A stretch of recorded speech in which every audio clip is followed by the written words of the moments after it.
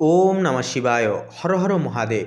নমস্কার প্রিয় দর্শক বন্ধুগণ, আমাদের এই ভাগ্যবিচার চ্যানেলের আরও একটি নতুন পর্বে আপনাদের সবাইকে জানাই স্বাগতম। মীন রাশি তথা মীন লগ্ন অনুসারে আগামী 9 জানুয়ারি থেকে 15 জানুয়ারি এই সময়কালের মধ্যে আপনাদের দশমভাবে এক চতুর্গ্রহী বিশেষ যোগ সৃষ্টির কারণে আপনারা কর্মস্থল থেকে অপ্রত্যাশিতভাবে কিছু সুযোগ পেতে চলেছেন। অর্থাৎ তিনটি কিন্তু বিশেষ সম্ভাবনীয়ময় অলৌকিক তিনটি পরিবর্তন আপনারা বিশ্লেষণাত্মক করে চলতে পারবেন। কারণ বন্ধুরা, ধনু রাশিতে যে এই যে 4টি গ্রহের সমন্বয়ে একটা যে গোচর যেটা সৃষ্টি হচ্ছে চতুর্গ্রহী যোগ, জ্যোতিষশাস্ত্রে একটি অত্যন্ত শক্তিশালী রাজযোগ হিসেবে কিন্তু ধরা হয় তথা গণ্য করা হয়।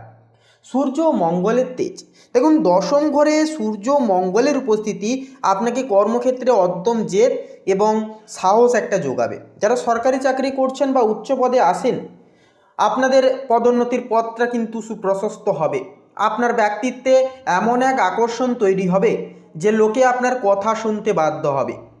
মঙ্গলের আগুনের সাথে বুধের বুদ্ধিও কিন্তু এই স্থানে থাকছে এবং শুক্রের সৃজনশীলতাও তার সাথে যুক্ত হওয়ায় আপনার কর্মপদ্ধতিতে নতুনত্বের ছোঁয়া আসবে। বিশেষ করে যারা ব্যবসা করছেন, আপনাদের জন্য এই সপ্তাহটি বড় কোনো ডিল ফাইনাল করার জন্য সর্বশ্রেষ্ঠ সময় অপরিহার্য হবে। বুধ আপনাকে বাকপটু করবে, যার ফলে আপনি অসম্ভবকে একান্তই সম্ভব করে তুলতে পারবেন। এখানে মঙ্গল ও সূর্যের তেজকে বুধ ও শুক্র কিছুটা নমনীয় করে রাখবে। যদি শুধু মঙ্গল থাকতো তবে আপনি হয়তো রাগের মাথায় সহকর্মীর সাথে বিবাদ করতেন, কিন্তু এখানে তার পাশাপাশি ভেবে দেখবেন শুক্র এবং বুধ থাকছে, যা থাকায় আপনি কৌশলে পরিস্থিতি কিন্তু সামাল নেবেন বা সামাল দিতে চাইবেন।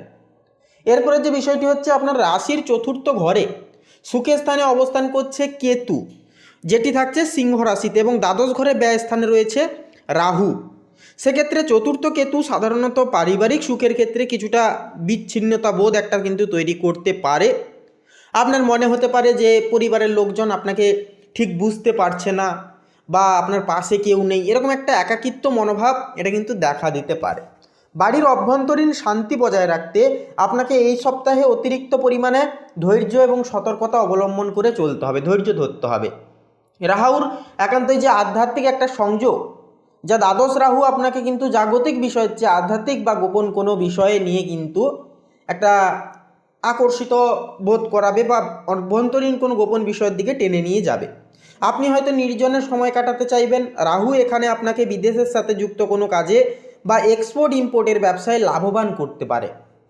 কেতু ও রাহুর এই অক্ষ আপনার ঘুমের ব্যাঘাত ঘটাতে পারে বা অহেতুক একটা দুশ্চিন্তা কিন্তু মনের মধ্যে তৈরি করতে পারে। মনে রাখবেন, ধনুরাশির শুভ গ্রহগুলো আপনাকে রক্ষা করছে, তাই অযথা ভয় পাবেন না। এরপরের যে বিষয়টি হচ্ছে বক্রী বৃহস্পতির প্রভাব। আপনার রাশির অধিপতি বৃহস্পতি বর্তমানে মিথুন রাশিতে বক্রী হয়ে অবস্থান করছেন।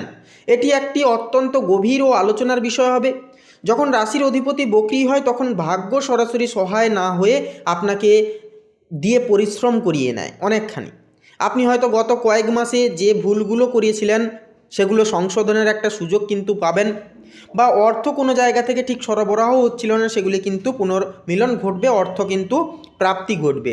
বক্রী বৃহস্পতি যেহেতু মিথুনে আপনার চতুর্থ ভাবের কাছাকাছি প্রভাব ফেলছে, তাই মায়ের স্বাস্থ্যের প্রতিও কিন্তু একটুকু যত্নশীল হতে হবে। পুরনো কোনো সম্পত্তি সংক্রান্ত বিবাদ থাকলে তা নতুন করে মাথাচাড়া দিতে পারে। তবে বক্রী বৃহস্পতি আপনাকে ধীর স্থিরভাবে সিদ্ধান্ত নিতে অনেকখানি কিন্তু বাধ্য করবে, যা শেষ পর্যন্ত আপনার জন্য ভালো ফল দেবে বা ভালো ফল দিয়ে উঠবে। এরপরের যে বিষয়টি হচ্ছে, মীন রাশিতেই এখন শনিদেব অবস্থান করছেন বা গোচর করছেন। শনি হলো নিয়মানুবর্তিতার একটা অন্যতম প্রতীক। সেক্ষেত্রে আপনার রাশিতে শনি আর দশম ঘরে মঙ্গল, এই দুই শক্তিশালী গ্রহের মধ্যে একটি বিশেষ সম্পর্ক তৈরি হচ্ছে।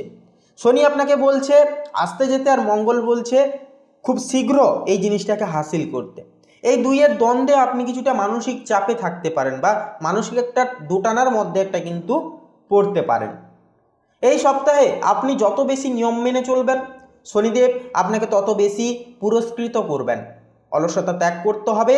শরীরের নিচের অংশে বিশেষ করে পায়ে চোট বা ব্যথা থেকে সাবধান থাকতে হবে। শনি আপনার ধৈর্য একান্তই বলবো এই সময়কালে পরীক্ষা নেবে, কিন্তু ধনু রাশির গ্রহপুঞ্জ আপনাকে সেই পরীক্ষায় উত্তীর্ণ হতে অনেকখানি সাহায্য করবে। এরপরের যে বিষয়টি হচ্ছে, ধনু রাশির গ্রহপুঞ্জ সরাসরি আপনার আয়ের ওপরও কিন্তু একটা গুরুতরভাবে প্রভাব ফেলবে। শুক্র ও বুধের কারণে শেয়ার বাজার বা ফাটকা ব্যবসা থেকে কিছু লাভের একটা যোগ দেখা যাচ্ছে। তবে রাহুর দ্বাদশ অবস্থানের কারণে খরচের দিকটিও কিন্তু মাথায় আপনাদেরকে রেখে চলতে হবে বা রাখতে হবে। আয় যেমন হবে ব্যয়ও কিন্তু তেমন হতে পারে।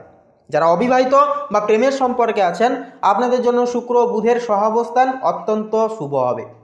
প্রিয়জনের সাথে ভ্রমণে যাওয়ার একটা পরিকল্পনা হতে পারে। তবে মঙ্গলের কারণে ছোটোখাটো বিষয়ে জেদ একেবারেই করবেন না। তো এক কথায় বলা যায় যে এই যে 9 তারিখ থেকে 15 তারিখ সময়কালটি কিন্তু মীন লগ্নের জীবনের মোড় ঘুরিয়ে দেওয়ার মতন একটি সপ্তাহ বা একটা সময়কাল হয়ে উঠবে।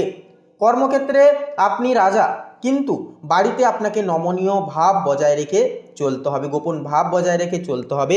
প্রতিদিন সকালে সূর্যদেবকে জল অর্পণ করুন। সূর্য মঙ্গলের তেজ শুভ হবে বা শুভ হতে ধীরে ধীরে শুরু করবে। কেতুর জন্য অসহায় মানুষকে কম্বল বা গরম কাপড় দান করুন। শনিদেবের জন্য শনিবার সন্ধ্যায় অশ্বত্থ গাছের নিচে সর্ষের তেলের প্রদীপ জ্বালান। এই গ্রহগত বিন্যাস আপনাকে সাহসী বানাবে, কিন্তু বৃহস্পতির বক্রীগতি কিন্তু আপনাকে কিভাবে সংযত থেকে চলতে হয় তা শেখাবে। বিশ্বাস রাখুন, আপনার পরিশ্রম বৃথা যাবে না। এই কাজগুলি অবশ্যই আপনারা মেনে শুনে চলবার চেষ্টা অতি অবশ্যই আপনারা করবার চেষ্টা করুন।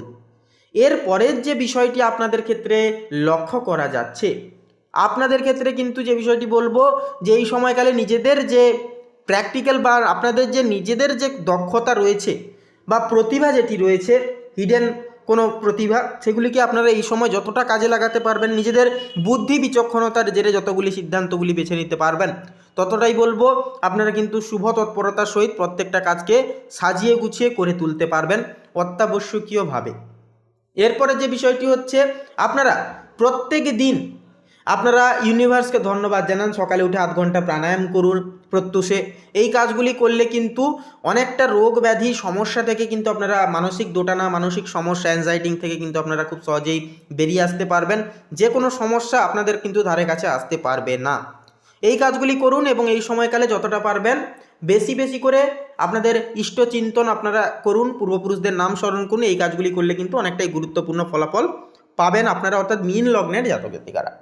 তো বন্ধুরা, আপনাদের ক্ষেত্রে বলি মীন রাশি তথা মীন লগ্ন অনুসারে আজকের এই পর্বটি এই পর্যন্ত। বন্ধুরা, আজকের এই পর্বটি ভালো লাগলে অবশ্যই একটি লাইক করে কমেন্টে অবশ্যই লিখে যাবেন ভক্তি ভরে হর হর মহাদেব, জয় সবার বড় ঠাকুর শনিদেবের জয় অবশ্যই লিখে যাবেন।